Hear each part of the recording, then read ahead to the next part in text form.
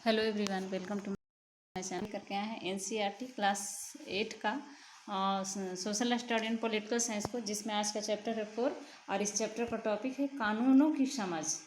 तो आज हम लोग कानून जानना क्यों ज़रूरी है, कानून व्यवस्था क्या है, उसके बारे में जानेंगे। कानून व्यवस्था की जिम्मेदारी क्या है, उसके बारे में इस चैप्टर के माध्यम से हम लोग जानेंगे। तो कानून की समझ क्यों ज़रूरी है और कानून की समझ क्या है।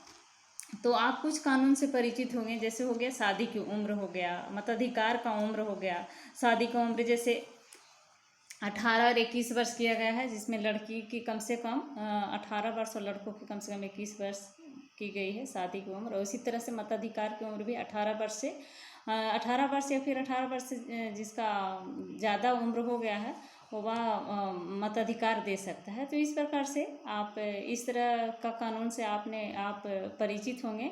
और आप संपत्ति को खरीदने बेचने के कानून को भी जानते होंगे। अभी तक आप यह जान चुके हैं कि कानून बनाने का जिम्मा, जैसे पिछले चैप्टर में भी सांसद का जो चैप्टर था संसद, उसमें हम लोगों ने पढ़ा था कि कानून बनाने का काम होता है सांसद का काम होता है कानून बनाना। तो कानून संसद का 3 अंग होता है। संसद 3 अंगों से मिलकर के बना होता है, जिसमें एक राष्ट्रपति होते हैं और 2 सदन होता है, लोकसभा और राज्यसभा। लोकसभा जिसको लोगों का सदन कहा जाता है, और लोकसभा को निम्न सदन भी कहा जाता है और राज्यसभा को उच्च सदन।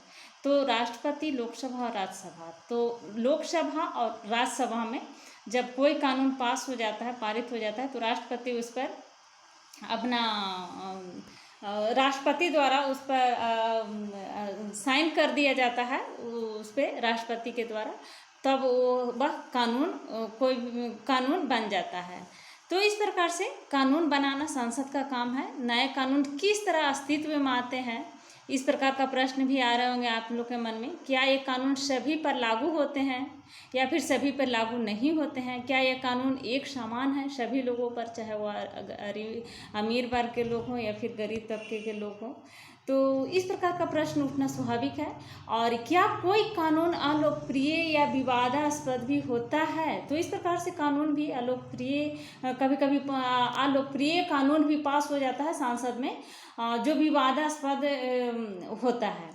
तो और नागरिक के नाते, तो ऐसी परिस्थिति में हमें नागरिक के नाते क्या करना चाहिए, इस तरह का भी प्रश्न उठता है। तो सबसे पहले हम लोग समझते हैं कि कानून क्या है, कानून व्यवस्था क्या है। तो कानून व्यवस्था एक ऐसा शब्द है जो आए दिन खबरों के माध्यम से आप सुनते हैं और पढ़ते हैं। यह शब्द केवल खबरों के लिहाज से ही नहीं बल्कि सामाजिक तौर पर भी महत्वपूर्ण है। और बेहतर कानून व्यवस्था अच्छे समाज और माहौल का निर्माण करती है। तो कानून व्यवस्था क्या है, इसको समझते हैं। जैसे किसी भी राज्य, शहर अथवा क्षेत्र में शांति बनाए रखना, अपराध को कम करना और नागरिकों को सुरक्षा प्रदान करना। तो इस प्रकार का जो व्यवस्था होती है, तो उसी को बोलते हैं कानून।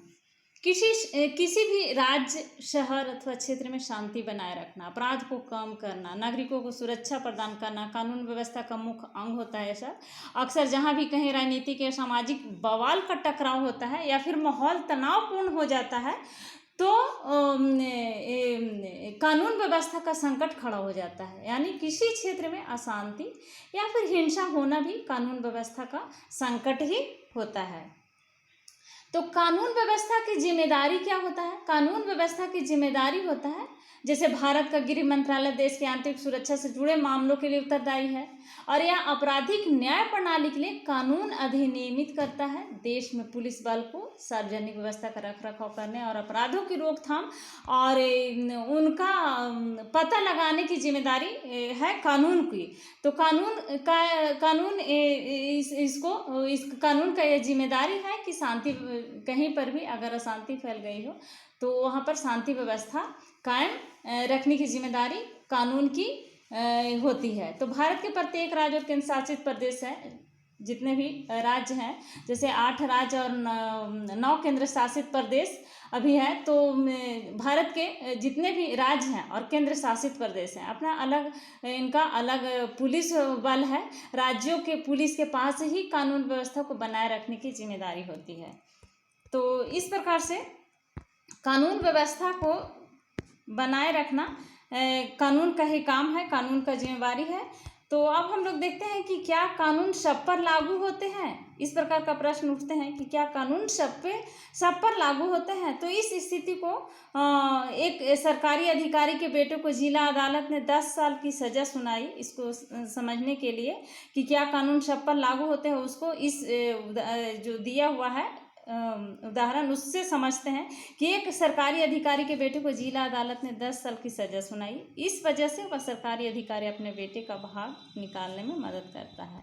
तो क्या आपको लगता है कि उस सरकारी अधिकारी ने सही काम किया? क्या उनके बेटे को केवल इसलिए कानून से माफ़ी मिल जानी चाहिए कि उसका बाप आर्थिक और राजनीतिक रूप से बहुत ताकतवर है? क्या इस तरह की हमारी कानून व्यवस्था है? नहीं, बिल्कुल भी नहीं है इस तरह की हमारी कानून व्यवस्था।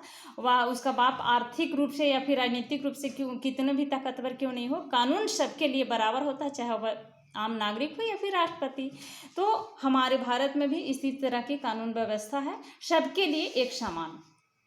तो यह सीधे सीधे कानून के उल्लंघन का मामला है। यहाँ पर जो एक सिपाही जो है अपने पुत्र को भगाने का काम करता है, तो ये कानून का उल्लंघन का मामला है, जैसा कि आप ये ऊपर में पढ़े इकाई में जो दिया हुआ था। तो राष्ट्रवादियों के बीच इस बात पर पूरी सहमति थी कि स्वतंत्र भारत में सत्ता के मनमाने इस्तेमाल की कोई गुंजाइश नहीं होनी चाहिए। इसलिए उन्होंने संविधान में कई ऐसे प्रावधान जोड़े जो कानून पर आधारित शासन की स्थापना के लिए जरूरी थे।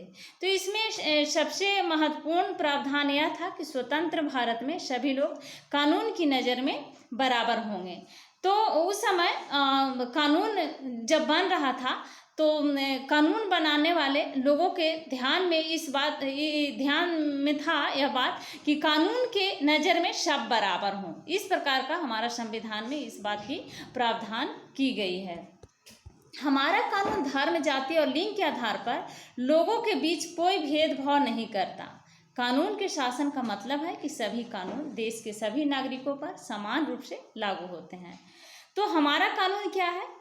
कोई भी धर्म का हो या फिर कोई भी जाति या फिर कोई भी लिंग का हो, तो उसके साथ किसी प्रकार का भेदभाव नहीं होता है। सभी के साथ एक समान रूप से कानून लागू होता है। कानून से ऊपर कोई भी नहीं है।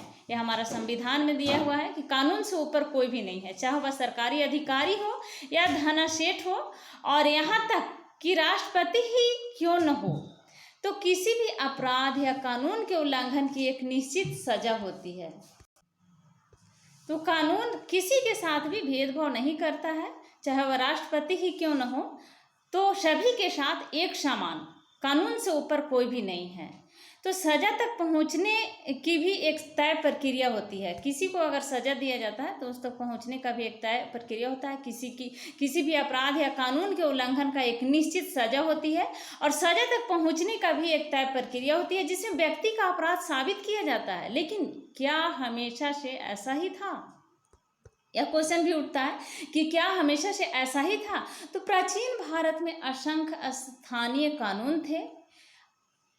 अलग अलग जगह पर प्रांतीय कानून, अलग अलग, पूरा भारत जो है प्राचीन भारत में अलग अलग प्रांतों में बटा हुआ था। तो अलग अलग प्रांतों में जहाँ जहाँ अलग अलग प्रांत में अलग अलग प्रकार के कानून थे। अक्सर एक जैसे मामले में कई तरह के स्थानीय कानून लागू होते थे। तो विभिन्न समुदाय इन कानूनों को अपने अधिकार क्षेत्र में अपने हिसाब से लागू करने के लिए आज़ाद थे। तो कुछ मामलों में जाति के आधार पर एक ही अपराध के लिए अलग अलग व्यक्ति को अलग अलग सज़ा दी जाती थी। उस समय प्राचीन भारत में, प्राचीन काल में एक ही अपराध के लिए किसी भी व्यक्ति को अलग अलग सज़ा दी जाती थी। जैसे निचली मानी जाने वाली जाति के अपराधी को ज़्यादा सज़ा दी जाती थी।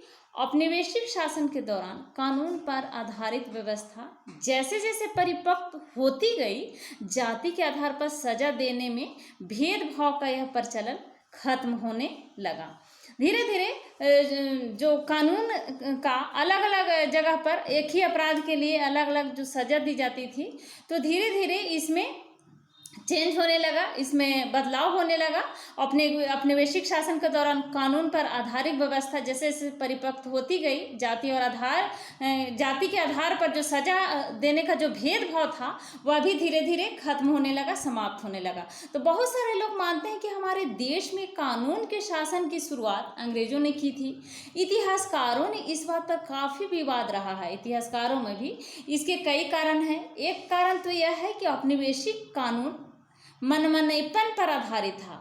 औपनिवेशिक कानून मनमानेपन पर आधारित था।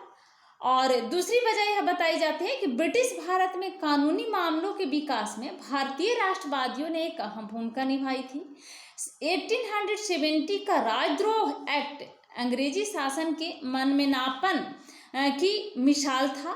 इस कानून में राजद्रोह की परिभाषा बहुत व्यापक थी। इसके मुताबिक अगर कोई भी व्यक्ति ब्रिटिश सरकार का विरोध या आलोचना करता था तो उसे मुकदमा चलाए बिना ही गिरफ्तार कर लिया जाता था। बिना मुकदमा चलाए ही उसको गिरफ्तार कर लिया जाता था और उसको न तो दलील और न ही वकील पेश करने का मौका दिया जाता था। इसीलिए जब उस तरह का कानून ब्रिटिश सरकार के द्वारा यहाँ लाया गया, भारतीय राष्ट्रवादियों पर इस तरह का कानून को थोपा गया, इसलिए उस कानून को काला कानून के नाम से जाना जाता है, काला कानून का नाम दिया गया। तो ये काला कानून जो आया था, बिना मुकदमा चलाए ही गिरफ्तार कर लिया जाता था, तो वह कानून था ब्रिटिश सरकार के द्वारा लाया हुआ, जिस कानून को रॉलेट एक्ट कहा जाता है। रॉलेट एक्ट अंग्रेजों के मनमानेपन का एक उदाहरण था, रॉलेट एक्ट जो लाया गया था। और इस कानून के जरिए ब्रिटिश सरकार बिना मुकदमा चलाए लोगों को कारावास में डाल सकती थी। महात्मा गांधी सहित सभी भारतीय राष्ट्रवादी नेता रॉलेट एक्ट के सख्त खिलाफ थे। महात्मा गांधी तो इसके खिलाफ थे और इसके खिलाफ में उन्होंने तो जो उनका उपाधि मिला था वह भी लौटा दिए थे। और और इसके बाद रविंद्रनाथ टैगोर ने भी अपने उपाधि को लौटा दिया था ब्रिटिश सरकार को। भारतीय विरोध के बावजूद 10 मार्च 1919 में रॉलेट एक्ट को लागू किया गया था। 1919 में रॉलेट एक्ट को लाया गया था, जिसको काला कानून के नाम से जाना जाता है। पंजाब में इस कानून का भारी पैमाने पर विरोध होता रहा और इसी क्रम में 10 अप्रैल को डॉक्टर सत्यपाल और डॉक्टर सैफुद्दीन किचलू को गिरफ्तार कर लिया गया था ब्रिटिश सरकार के द्वारा। और इन नेताओं की गिरफ्तारी के विरोध में 13 अप्रैल को अमृतसर के जालियांवाला बाग में एक सभा का आयोजन किया गया। जिस समय यह सभा चल रही थी उसी समय जनरल डायर ब्रिटिश फौजी टुकड़ियों के साथ बाग में दाखिला होता है और निहत्थे लोगों पर गोली चलाने का आदेश दे देता है, जिसमें से हजारों लोगों की मृत्यु हो गई थी। और जिसमें जालियांवाला बाग हत्याकांड 13 अप्रैल के नाम से प्रसिद्ध है। और उसको रास्ता बंद कर दिया था, उस बाग को उसने बाहर निकलने का ही रास्ता बंद कर दिया था और चेतावनी दिए लोगों पर अंधाधुंध गोलियां, बिना चेतावनी दिए हुए लोगों पर अंधाधुंध गोलियां चलवा दी। तो इस हत्याकांड में कई 100 लोग मारे गए थे और असंख्य जख्मी हुए थे। मरने और घायल होने वाले में बहुत सारे औरतें और बच्चे भी थे। इस पेंटिंग में जालियांवाला बाग नरसंहार के समय हुई गोलीबारी का दृश्य दिखाया गया है। इस पेंटिंग में इसमें दिया गया है, हम अभी आप लोग को दिखाते हैं कि जालियांवाला बाग नरसंहार का जो दृश्य दिखाया गया है उसको आप देख सकते हैं। इसमें जालियांवाला बाग नरसंहार हत्याकांड को देखिए, कितने लोग को यहाँ पर मार दिया गया था, अंधाधुंध गोली चलाने का आदेश दिया गया था। और इसमें बहुत सारे महिलाएं भी थी और बच्चे भी थे। तो इसको 13 अप्रैल 1919 का जालियांवाला बाग हत्याकांड के नाम से जाना जाता है। और इसको जो है ब्रिटिश सरकार का बहुत ही इस प्रकार का जो कानून लाया गया था रॉलेट एक्ट, तो रॉलेट एक्ट के तहत ही डॉक्टर सत्यपाल किचलू और उनके साथ 2 राष्ट्रवादी थे, डॉक्टर सत्यपाल किचलू और डॉक्टर सत्यपाल और सैफुद्दीन किचलू, तो इनको गिरफ्तार कर लिया गया था। और इन गिरफ्तारी के विरोध में जनसभा हो रही थी और इस प्रकार से जालियांवाला बाग में जनसभा को बाहर से घेर करके और उस पर अंधाधुंध गोलियां चलाने का ब्रिटिश सरकार ने आदेश दे दिया था, जिसके चलते कितने हजारों की संख्या में लोग यहाँ पे मारे गए थे। तो इस प्रकार से रॉलेट एक्ट जो कानून आया था 1919 में, तो उस कानून को लोगों ने उस कानून को वापस लेने का आंदोलन चलाना शुरू किया राष्ट्रवादियों ने, और उन्होंने संघर्ष शुरू कर दिया। यह समानता का संघर्ष था उनके लिए। कानून का मतलब ऐसे नियम नहीं थे जिसका पालन करना उनकी मजबूरी हो। वे कानून को उससे अलग ऐसी व्यवस्था के रूप में देखना चाहते थे जो न्याय के विचार पर आधारित हो। 19वीं सदी के आखिर तक भारत में कानूनी पेशा भी उभरने लगा था। कानूनी पेशे में लगे भारतीयों ने मांग की कि औपनिवेशिक अदालतों में उन्हें सम्मान की नज़र से देखा जाए। ये भारतीयों द्वारा मांग की गई थी। उस समय कांग्रेस की पार्टी 1885 ईस्वी में जब कांग्रेस की स्थापना हुआ था, तो कांग्रेस के तरफ से ब्रिटिश सरकार के समक्ष बहुत सारी बातें को रखी गई थी। तो उसी प्रकार से भारतीयों ने उस समय मांग की कि औपनिवेशिक अदालत में उन्हें सम्मान की नज़र से देखा जाए, और ऐसे भारतीय कानून विशेषज्ञ अपने देश के लोगों के अधिकारों की हिफाजत के लिए कानून का इस्तेमाल करने लगे। भारतीय न्यायाधीश भी फैसले लेने से पहले से ज़्यादा भूमिका निभाने लगे, और इस प्रकार औपनिवेशिक शासन के दौरान कानून के शासन के विकास क्रम में यहाँ के लोग भी कई तरह से अपना योगदान दे रहे थे। तो इस प्रकार से संविधान को स्वीकृति मिलने के बाद यह दस्तावेज एक ऐसी आधारशिला बन गया जिसके आधार पर हमारे प्रतिनिधि देश के लिए कानून बनाने लगे। हर साल हमारे प्रतिनिधि कई नई कानून बनाते हैं और कई नए पुराने कानून को संशोधन करते हैं। तो पहले भी इसको आप लोगों ने पढ़ा होगा, और 2005 के हिंदू उत्तराधिकार संशोधन कानून के बारे में भी पढ़ा होगा। इस नए कानून के मुताबिक बेटे बेटियां, जो 2005 में हिंदू उत्तराधिकार संशोधन कानून आया था, उसके मुताबिक बेटे बेटियां और उनकी मां तीनों को परिवार की संपत्ति में बराबर हिस्सा मिल सकता है। इसी प्रकार प्रदूषण को नियंत्रित करने और रोजगार मुहैया कराने के लिए भी नए कानून बनाए गए। लोग इस निर्णय पर कैसे पहुंचते हैं कि एक नया कानून जरूरी है, तो वे कानून का प्रस्ताव किस तरह पेश करते हैं, इस बारे में हम लोग आगे देखेंगे। तो इसके बाद है टॉपिक नए कानून किस तरह बनते हैं। कानून बनाना संसद का काम है, लेकिन नया कानून किस तरह से बनता है। तो कानून बनाने में संसद की एक महत्वपूर्ण भूमिका होती है। यह प्रक्रिया कई तरह से संसद की जो कानून बनाने की महत्वपूर्ण भूमिका होती है, पिछले चैप्टर में भी हम लोगों ने पढ़ा था। तो यह प्रक्रिया कई तरह से आगे बढ़ती है। आमतौर पर सबसे पहले समाज के विभिन्न समूह ही किसी खास कानून के लिए आवाज़ उठाती है। समाज का कोई एक समूह, कोई भी समूह, विभिन्न प्रकार के समूह होते हैं, समाज में रहते हैं, तो विभिन्न प्रकार के समूहों के द्वारा ही कोई खास कानून के लिए आवाज़ उठता है सबसे पहले। और यह संसद की जिम्मेदारी है कि वह लोगों के सामने आ रही समस्याओं के प्रति संवेदनशील हो। तो आइए देखें कि घरेलू हिंसा का सवाल किस तरह संसद के सामने आया और घरेलू हिंसा की रोकथाम पर कानून बनाने की प्रक्रिया क्या थी। तो जब एक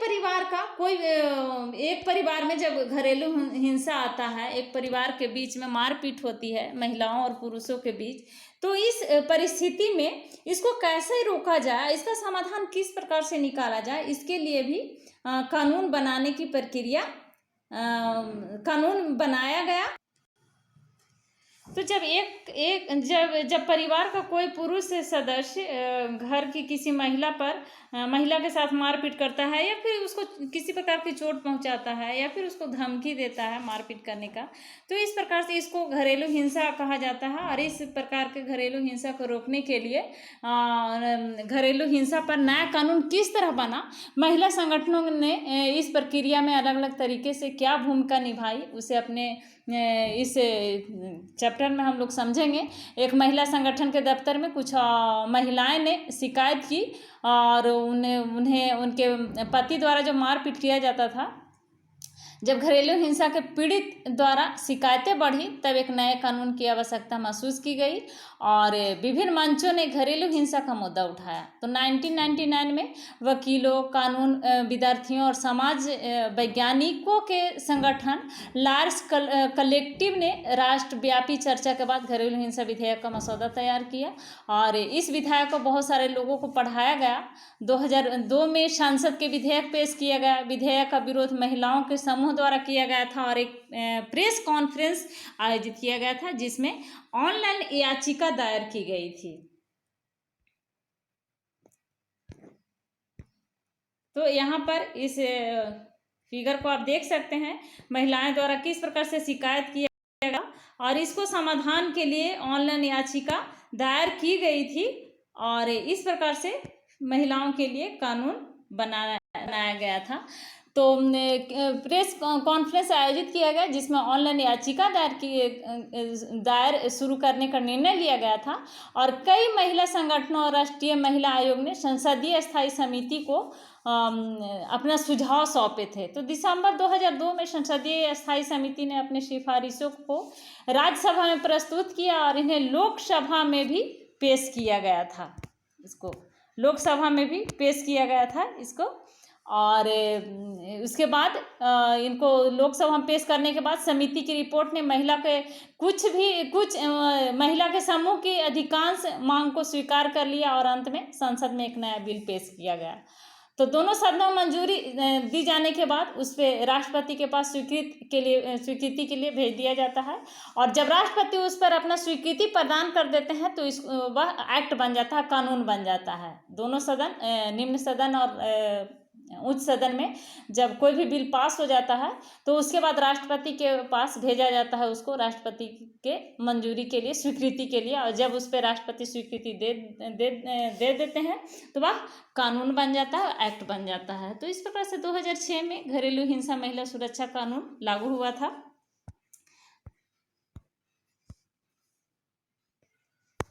तो यहाँ पर भी दिया हुआ है, दिसंबर 2002 में स्थायी समिति ने अपनी सिफारिश राज्यसभा को सौंप दी और इन सिफारिश को लोकसभा में भी पेश किया गया। कमेटी की रिपोर्ट में महिला संगठनों की ज़्यादातर मांगों को स्वीकार कर लिया गया था और 2005 में संसद के सामने एक नया विधेयक पेश किया गया। दोनों सदनों में मंजूरी मिल जाने के बाद राष्ट्रपति के पास स्वीकृति के लिए भेज दिया गया और उसके बाद 2006 में घरेलू हिंसा महिला सुरक्षा कानून लागू हो गया था। तो इस प्रकार से यह कानून एक बहुत महत्वपूर्ण कदम है और यह कानून एक साझे मकान में रहने महिलाओं के अधिकार को मान्यता देता है। इसलिए महिलाएं किसी भी तरह की हिंसा के खिलाफ सुरक्षा का आदेश प्राप्त कर सकती हैं। महिलाएं अपने इलाज और अन्य खर्चों के लिए आर्थिक सहायता प्राप्त कर सकती हैं। तो इसलिए कानून का समझ होना बहुत ही ज़रूरी है और जिन महिलाओं के साथ हिंसा या दुराचार होता है उन्हें आमतौर पर पीड़ित माना जाता है और इन हालात से उबरने के लिए महिलाएं तरह तरह से संघर्ष करती हैं। इसलिए उन्हें पीड़ित के बजाय सर्वाइवर कहना ज़्यादा बेहतर होगा और इस प्रकार से महिलाओं के लिए कानून 2006 में बन गया। महिलाओं परिवार में जो परिवार के अंदर महिलाओं को जो उत्पीड़न किया जाता था उसके खिलाफ। तो इस उदाहरण से साफ हो जाता है कि नागरिकों की भूमिका कानून बनाने में कितनी अहम है। वे जनता की चिंताओं को कानून के दायरे में लाने के लिए संसद की मदद कर सकते हैं। तो इस प्रक्रिया के हर चरण में नागरिकों की आवाज़ बहुत मायने रखती है। यह आवाज़ टेलीविज़न रिपोर्टों, अखबारों के संपादकीय, रेडियो प्रसारणों और आम सभाओं के जरिए सुनी और व्यक्त की जा सकती है। इन सारे संचार माध्यमों के जरिए संसद का काम ठोस और पारदर्शी तरीके से जनता के सामने आता है। नेक्स्ट पॉइंट है अलोकप्रिय और विवादास्पद कानून। जैसे रॉलेट एक्ट कानून था जो विवादास्पद कानून था, जो 1919 में आया था और जालियांवाला नरसंहार उसी के चलते हुआ था, क्योंकि डॉक्टर सत्यपाल उसी कानून के 1900 था, उसी कानून के जरिए ब्रिटिश सरकार के द्वारा जो डॉक्टर सत्यपाल और सैफुद्दीन किचलू को गिरफ्तार कर लिया था, और जिसके विरोध में, उनकी गिरफ्तारी के विरोध में जालियांवाला बाग में जनसभा हो रही थी, और जनसभा पर ब्रिटिश सरकार ने, जनरल लॉ डायर ने वहाँ पर गोली चलाने का आदेश दे दिया था, और हजारों लोग की मृत्यु हो गई थी, जिसमें महिलाएं और बच्चे भी थे। तो इसी को बोलते हैं विवादास्पद कानून। तो अलोकप्रिय या फिर विवादास्पद कानून जो है आप लोगों ने अच्छी तरह से समझ लिया होगा, फिर भी इसमें देख लेते हैं। अब एक ऐसी स्थिति पर विचार करें, कई बार संसद एक ऐसा कानून पारित कर देती है जो बेहद अलोकप्रिय साबित होता है। तो आज भी कभी कभी विवादास्पद कानून हमारे संसद में पास हो जाती है, तो इस पे भी इसके लिए, इसको हटाने के लिए आंदोलन लोगों द्वारा चलाया जाता है। तो ऐसा कानून संवैधानिक रूप से वैध होने के कारण कानूनन सही हो सकता है, फिर भी वह लोगों को रास नहीं आता, क्योंकि उन्हें लगता है कि उनके पीछे नीयत सही नहीं थी। तो इसलिए लोग उसकी आलोचना कर सकते हैं, उसके खिलाफ जनसभाएं कर सकते हैं, अखबारों में लिख सकते हैं, टीवी चैनलों में रिपोर्ट भेज सकते हैं। हमारे जैसे लोकतंत्र में आम नागरिक संसद द्वारा बनाए जाने वाले दमनकारी कानून के बारे में, जैसे अभी किसानों के द्वारा जो आंदोलन चल रहा है, किसानों के लिए जो कानून बनाया सरकार के द्वारा, तो किसान को ऐसा लगता है कि हमारे फेवर में यह कानून नहीं बनाया गया है, तो इस प्रकार से उनमें असंतोष की भावना है, जिसके चलते उनके द्वारा आंदोलन अभी भी जारी है। तो आप इसको समझ सकते हैं कि यह भी विवादास्पद कानून के रूप में अभी भी है। तो आम नागरिक संसद द्वारा बनाए जाने वाले दमनकारी कानून के बारे में भी अपनी सहमति व्यक्त कर सकते हैं। जब बहुत सारे लोग यह मानने लगते हैं कि गलत कानून पारित हो गया है, तो संसद के ऊपर भी उस कानून पर दोबारा विचार करने का दबाव पड़ता है। जैसे उदाहरण के लिए, नगरपालिका की सीमाओं के भीतर जगह के इस्तेमाल से संबंधित विभिन्न नगरपालिका कानूनों में पटरी पर दुकान लगाने और फेरी लगाने को गैर कानूनी घोषित किया गया। इसमें कोई संदेह नहीं कि सार्वजनिक स्थानों को साफ सुथरा और खुला रखने के लिए कुछ कानून जरूरी है, तभी लोग आसानी से फुटपाथों पर चल पाएंगे। लेकिन हम इस बात को भी नज़रअंदाज नहीं कर सकते हैं कि पटरी वाले व फेरी वाले किसी भी बड़े शहर में रहने वाले लाखों लोगों को जरूरी चीज़ें और सेवाएं बहुत सस्ती कीमत पर और कुशलतापूर्वक पहुंचाते हैं। इसी से उनकी रोजी रोटी भी चलती है, और दूसरे समूह की उपेक्षा करते हैं तो उस पर विवाद खड़ा हो जाता है। तो इस प्रकार से कानून की एक समूह की हिमायत करता है और दूसरे समूह की उपेक्षा करता है, तो उस पर विवाद खड़ा होगा और टकराव की स्थिति भी पैदा हो जाएगी, जो लोग सोचते हैं कि संबंधित कानून सही नहीं है। तो लोग इस प्रकार के फैसले के लिए अदालत की शरण में जा सकते हैं। यदि अदालत को ऐसा लगता है कि वह कानून संविधान के विरुद्ध है, तो वह उसमें संशोधन कर सकती है या फिर उसको रद्द कर सकती है। तो इसके अलावा हमें इस बात को भी ध्यान रखना चाहिए कि नागरिक के रूप में हमारी भूमिका प्रतिनिधियों के चुनाव के साथ खत्म नहीं होती है।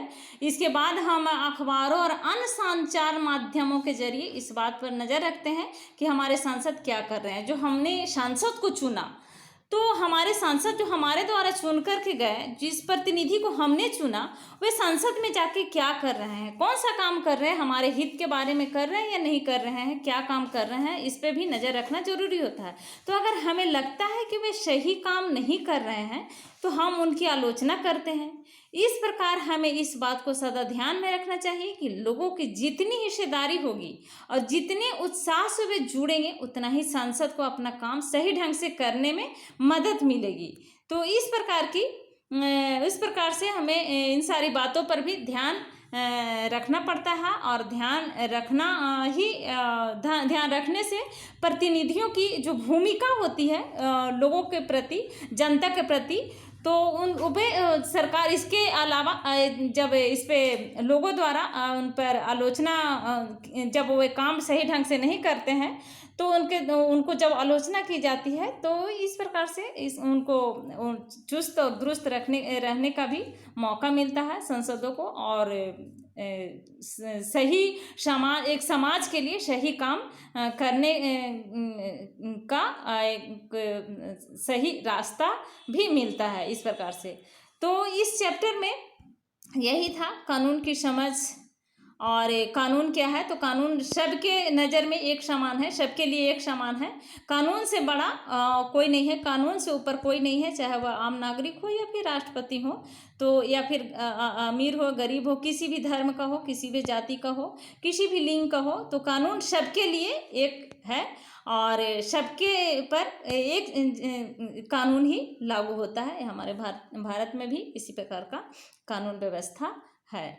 तो अगर अभी तक आपने मेरे चैनल को सब्सक्राइब नहीं किया है तो प्लीज़ आप मेरे चैनल को सब्सक्राइब करें, लाइक करें एंड शेयर करें। Thank you.